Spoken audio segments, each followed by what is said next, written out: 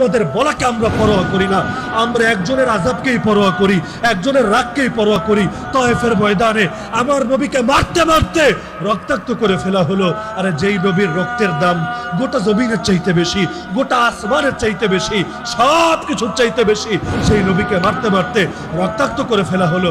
নবী আল্লাহকে বলে কি? আরে চিন্তা করেন, নবী আল্লাহকে কি বলে?